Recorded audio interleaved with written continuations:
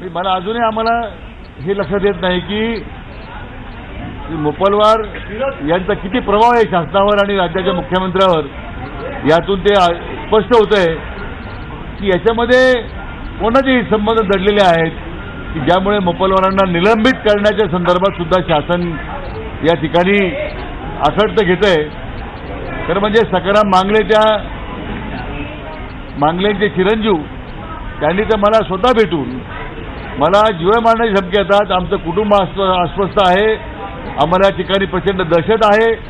हे सगळं बोलल्याच्या नंतर म्हणजे एखादा सरकारी संधी अधिकारी किती प्रभावी आहे आणि त्याचा प्रभाव कितीपर्यंत जातो हे आज राज्याच्या मुख्यमंत्र्यांच्या विधानावरून लक्षात येतं. आणि मुख्यमंत्री आमची हीच मागणी होती की त्यांना निलंबित करा, चौकशी होईल, चौकशीमध्ये काय निष्पन्न होईल नंतर त्यांना परत घ्या. त्यांना राज्याचा मुख्य सचिव केला आमची हरकत नाही हेच आम्ही सांगितलं. परंतु अशा भ्रष्ट अधिकाऱ्याला पाठीशी घालण्याचं काम जे मुख्यमंत्र्यांनी केलेलं आहे त्याचं आमचं समाधान झालं नाही. निलंबन त्यांचं झालं पाहिजे ही आमची मागणी कायम आहे.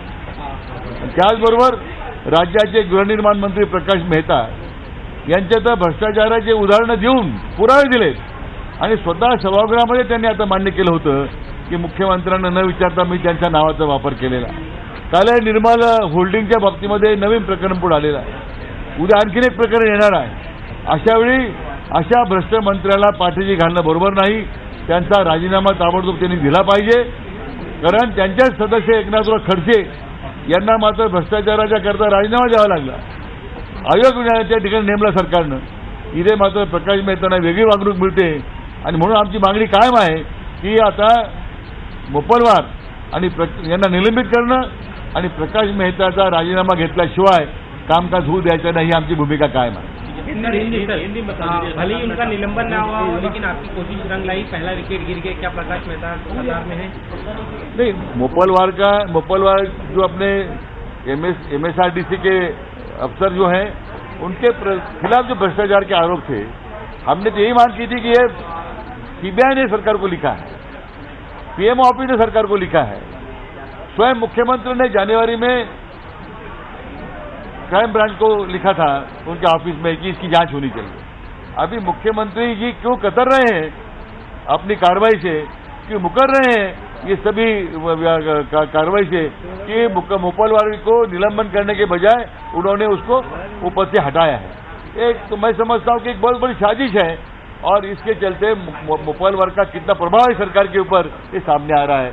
हमारा समाधान नहीं है, उनकी निलंबन की कार्रवाई होनी चाहिए. प्रकाश मेहता के बारे में हमारा तो यही हमको आश्चर्य है कि आज मुख्यमंत्री सभागृह में आए लेकिन हम ये समझते थे कि प्रकाश मेहता का आज वो इस्तीफा लेंगे कि उनके मंत्रिमंडल के सदस्य एकनाथराव खड़से उनको तो यही भ्रष्टाचार के मामले में इस्तीफा देना पड़ा. लेकिन प्रकाश मेहता को क्यों बख्शा जा रहा है ये समझ में नहीं आ रहा है. प्रकाश मेहता का इस्तीफा ये हमारी मांग कायम है और इसके चलते हुए प्रकाश मेहता का जब तक इस्तीफा में आता मोपलवार निलंबन नहीं होते और प्रकाश मेहता इस्तीफा नहीं देते तब तक सभागृह की कार्रवाई हम यहीं रोक के रखेंगे, चलने नहीं देंगे. प्रकाश मेहता अमित शाह के बहुत करीबी इसलिए मुख्यमंत्री डर रहे हैं उनको हटाने के लिए या फिर क्या? नहीं, किसी तो बड़ा प्रभाव होगा ही ना. यानी इतने प्रूफ देने के बाद, इतना उसमें इसकी चर्चा होने के बाद मुख्यमंत्री को और वो खुद स्वयं चैलेंज करते हैं कि मेरी जांच करो. इसके बावजूद भी उनको मंत्रिमंडल में रखा जाता है. ये स्पष्ट है कि कोई बड़ी शक्ति उनको उस पर सपोर्ट कर रही है.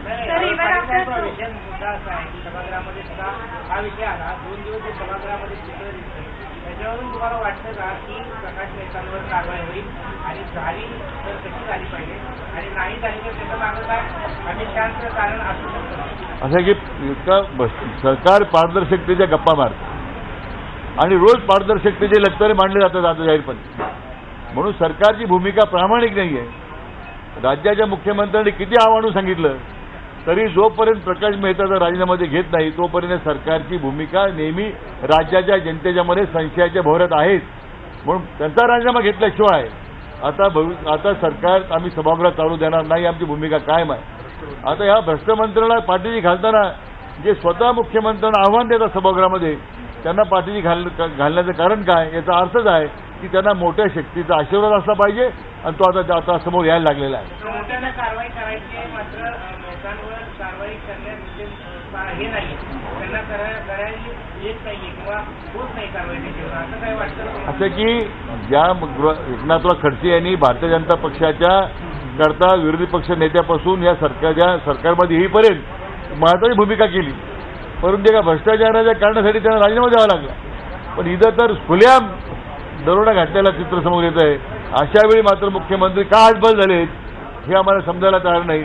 एकतर मुख्यमंत्री त्याच्यात सहभागी असले पाहिजे भ्रष्टाचारामध्ये, किंवा मुख्यमंत्री संमतीने भ्रष्टाचार झालाय का म्हणून मुख्यमंत्री घाबरतात, की आणखीन कोणत्या मुख्यमंत्र्यांच्या वरच्या कोणत्या त्यांच्या ज्येष्ठ त्यांच्या नेत्याचा कोणाचा आशीर्वाद आहे का, हे आता मुख्यमंत्र्यांनीच या ठिकाणी राज्याच्या जनतेला सांगितलं पाहिजे.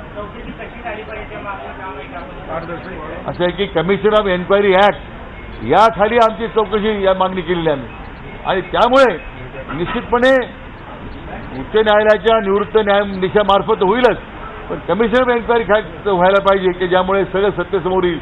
परंतु त्यांचा राजीनामा जर त्या सरकारने घेतलाच पाहिजे ही आमची मागणी कायम आहे.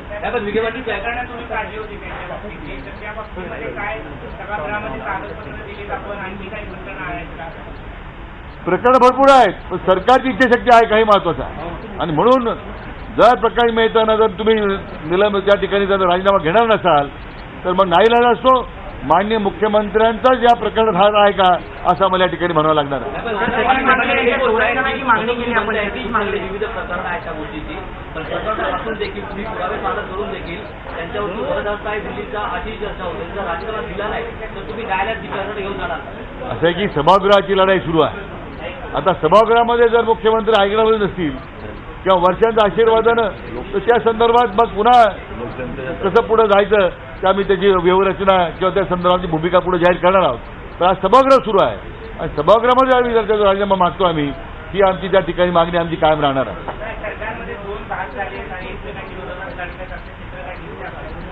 मामा सरकारमध्ये 2 भाग झाले की आणखी 4 भाग द्यायला आम्हाला काही कर्तव्य नाही आहे.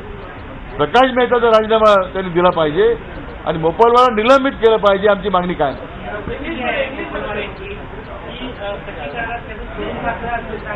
तर राज्याच्या मुख्यमंत्र्यांनी सांगितलंय ना, त्यांनी आम्हाला बोलवलं चर्चेला, आम्ही तेच वाट पाहतो कधी बोलवतो चर्चेला. पण सरकार आता त्या दिलेल्या आश्वासनापासून सुद्धा आता मागे जातं काय असा आता आम्हाला संशय लागलेला आहे.